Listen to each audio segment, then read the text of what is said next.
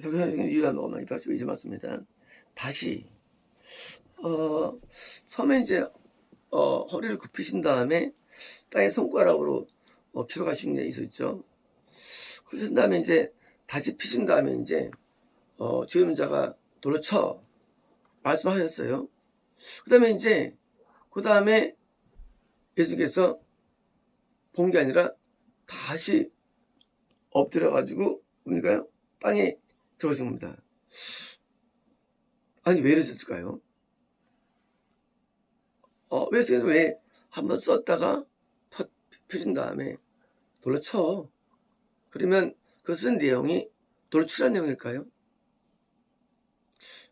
또 다시 쓰여서 또 쓰였는데 지우고 또 쓰신 걸까요?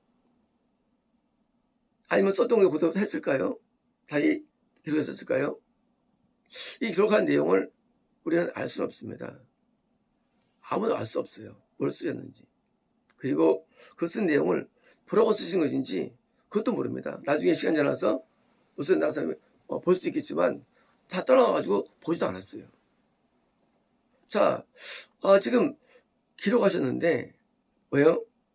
내용이 중요한 게 아니란 것이죠. 뭐가 중요합니까? 지금 쓴 내용이 중요한 게 뭡니까? 예수님께서 지금 돌로 쳐 말씀하셨어요.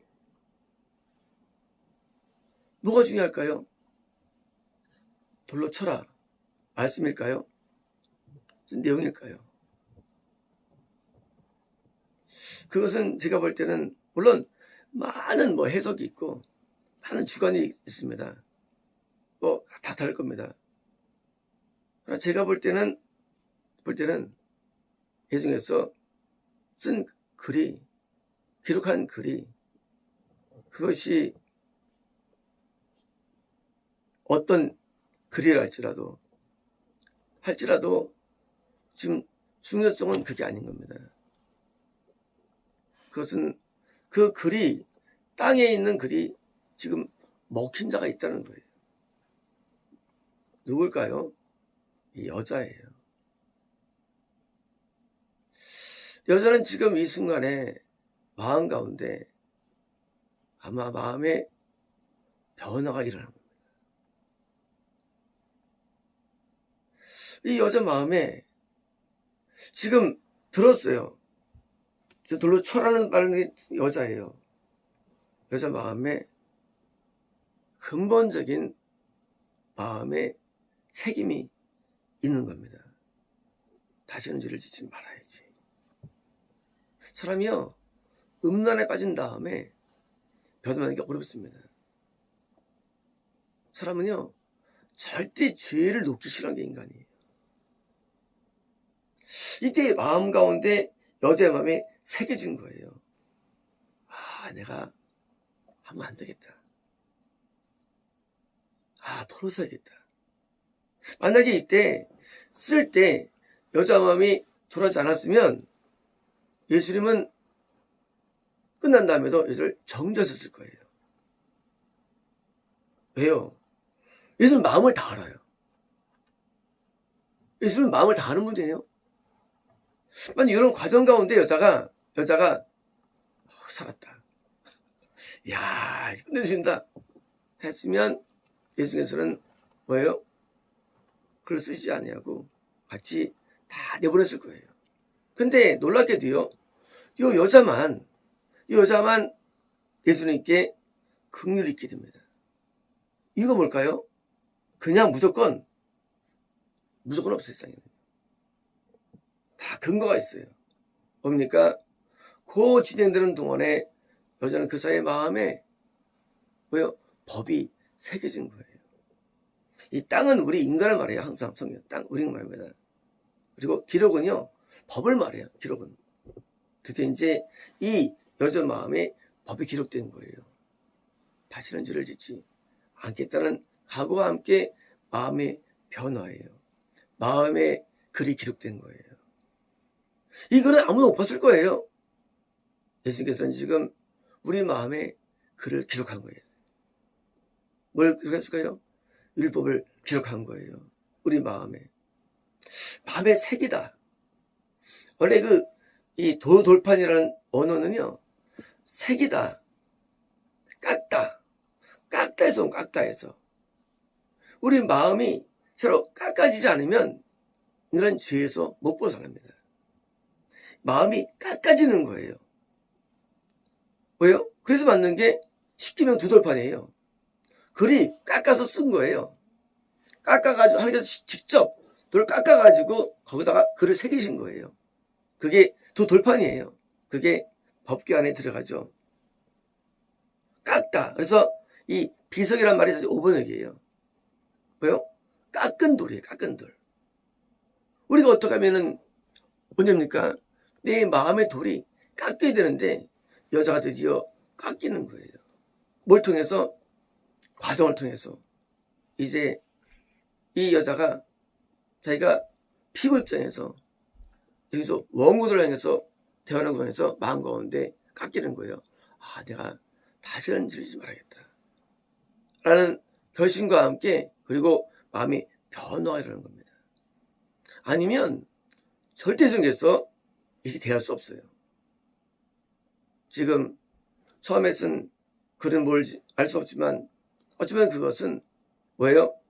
그들 마음속에 양심의 글을 썼다고 저는 봅니다. 처음에 쓴 글은 양심이 썼으니까 그들이 돌로 안 치죠. 그러니까 그들이 떠나갔죠. 물론 그들은 지옥 갔죠. 물론. 하지만 두 번째는 내가 볼 때는 이 여자의 마음에 쓴 거예요. 그걸 표현한 동영상이에요. 이 여자 마음에 쓰는 거예요. 이때 여자 마음이 뭉클했을 것이고요. 마음이 변화가 일어났을 거예요. 왠지 모르는 변화가 마음에 생깁니다. 누가 인생을 변화시킬 수 있을까요? 예수님만이 할 수 있는 거예요. 우리는요. 우리 율법으로 변화되지 않습니다. 사람은요. 사람 율법으로 안 돼요. 율법은요. 여기 기지만요. 내가 따르지만 변화는 안 돼요. 변화에 한계가 있습니다.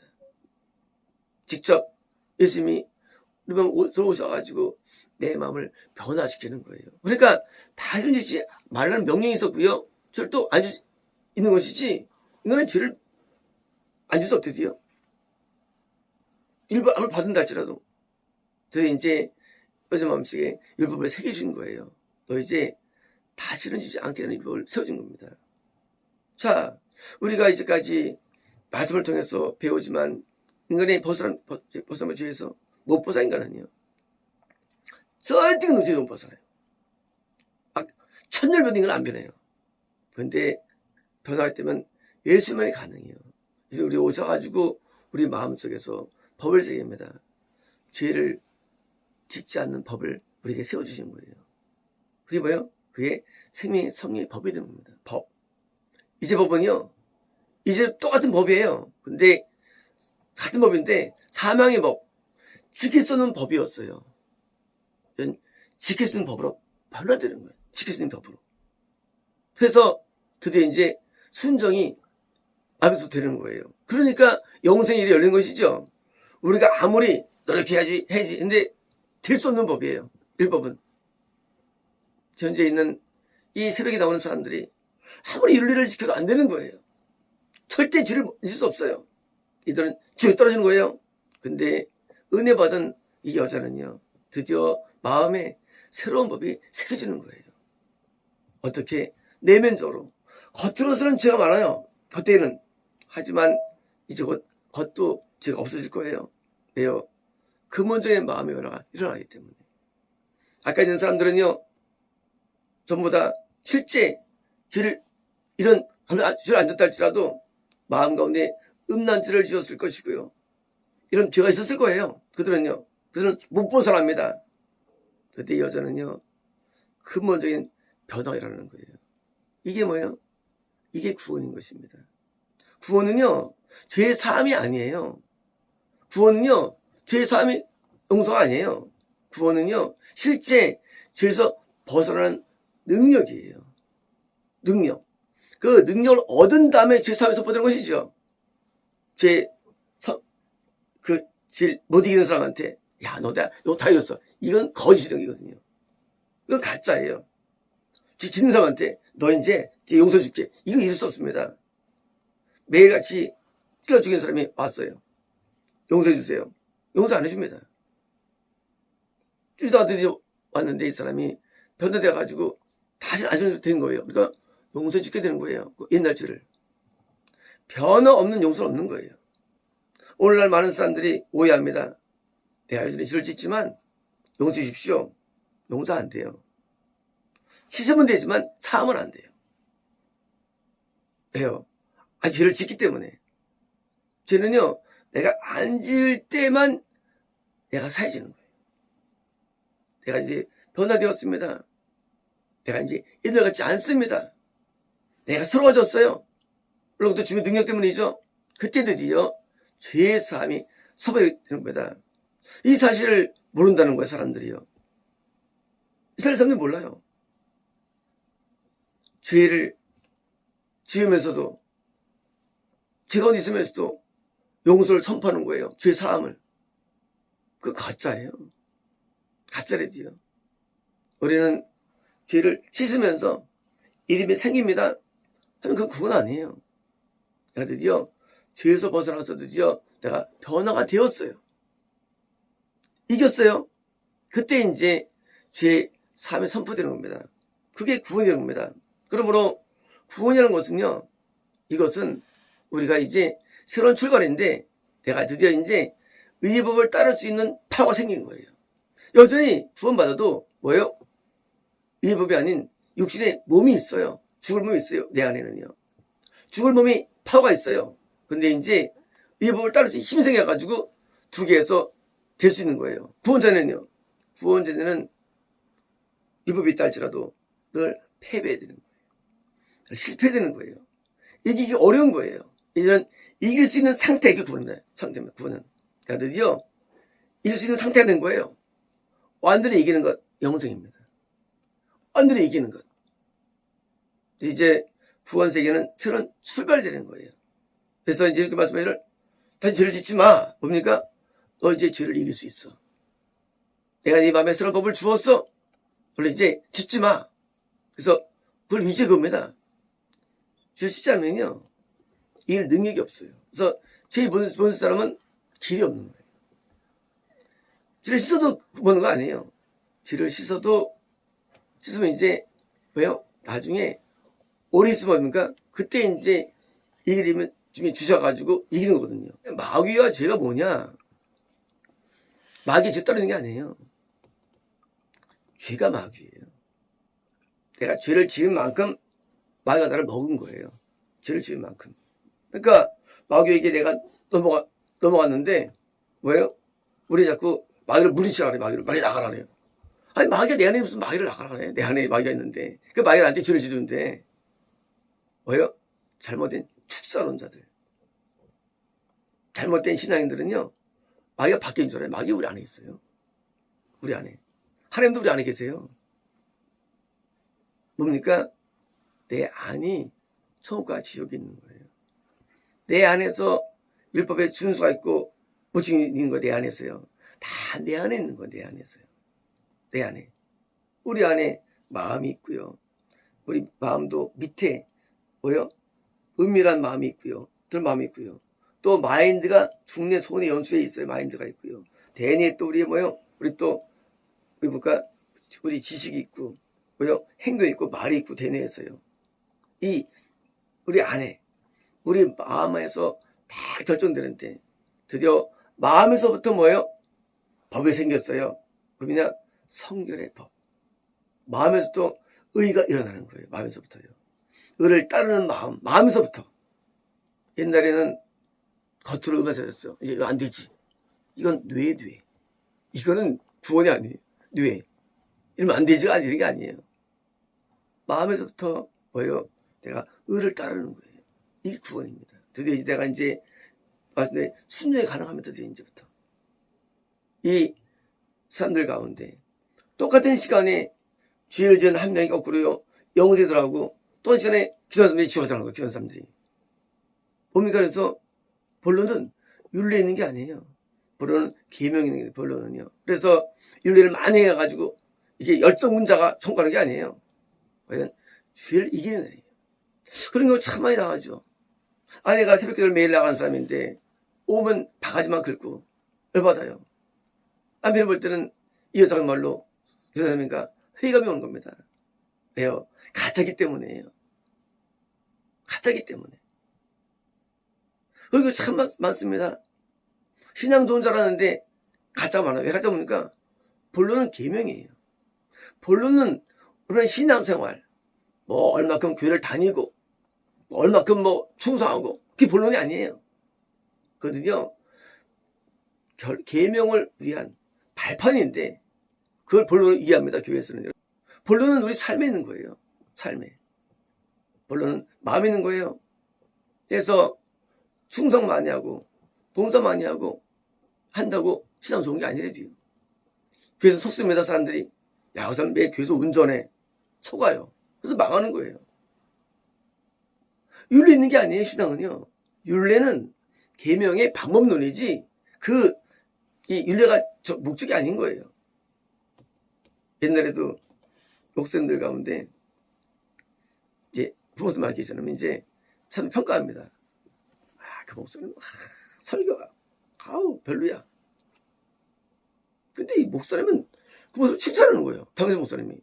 근데 그 이순영 목사님이 계시거든요. 이순영 저렇게 설교도 못하고 하면 돼 칭찬할까? 지금 군반 남았어요. 그 교회. 다 떠나. 놀랍지 않습니까? 부모사가 12명 있는데 설교 잘하고 다 끝내줘. 영어 잘하고. 근데 다 파이야. 지금. 그때 칭찬만 남은 거예요. 이해되시죠? 우리가 알고 있는 신앙은요, 껍데기예요. 가짜예요. 실상 아닙니다. 실상은 나중에 알려지고요. 알려지는데, 본질은 그분은 그렇게 뜻대로 살아가는 거예요. 삶이. 설교를 못할 수도 있고, 기도할 때도요, 떤더거려요. 대표사님이 떤더거려가지고, 대학교 때 성도님한테 주장면요, 저렇게 못하실까. 기도 떤더거리고, 진짜, 진짜 내설 게 없어요. 근데 나오면 딱 칭찬하는 것은, 목사님이 좀 와이를 먹었었나? 할 정도로, 근데 역시 정확한 거예요. 왜요? 내면을 아시기 때문에. 그래서 교회 평가랑 이 평가 달라요. 교회에서는 죽일 뻔하는데 사람들은 좋아해요. 그러면 우리가 이 신앙생활 할 때 이 눈이 맑아져야 되는데 이 가짜 익숙한 사람들은 동태 눈깔. 같은. 그러니까 진짜로 봐 진짜를. 우리는요 우리 내부가 안 보입니다. 누가 내부를 증명할까요? 내부는요 많은 세월이 증명합니다. 그 내면 안 보여요. 많은 세 증명하고요. 우리가 죽은 다음에 증명되는 거 내면은요. 잘 안 보여요. 여기 있는 가로 여기 있는 아프다 보이시죠? 하지만 이 사람들이 더 나쁜 놈들이 이놈들이. 왜요? 이놈들은 변화마저 안 돼. 이놈들은 얼마나 마음이 굳으면 변화마저 안 돼. 예수님 진짜 계시잖아요. 예수님 여기 계시잖아요. 근데 여자가 좋은 사람이에요. 왜요? 저는 변화를 받았기 때문에. 누가 되겠습니까? 누가 되겠습니까? 예수님이 역사하는 교회, 참교회예요. 비록 유성순연이랄도 다 같이 예배드렸어요. 근데 이 순간에 여자가 구원받고 나머지가 끝난 것처럼 우리는요, 내가 참 심령이 돼가지고 내 마음에 새기지 않으면 우리도 이렇게 들락되는 겁니다. 그러므로 내 마음에 법에 새겨지는 부드럽고 겸손한 마음이 돼야 됩니다. 마음이 부드러워야 돼요. 그래서 무슨 계시가 와도 무슨 말씀이 와도 아멘, 아멘, 아멘. 어떤 말씀이 와도 아멘, 아멘이 돼야 돼요. 아멘. 하나님 듣게 하나님, 난 나쁜 사람이 하나님, 날 도와주세요. 마음이 돼야 됩니다. 대제사장이라고 서기관이라고 패자라고 꾼 사람들은 다 지옥들은 거예요. 하지만 죄인으로 인정받았지만은 부드러운 여자, 이 여자는 촉이 가까운 겁니다. 마치겠습니다.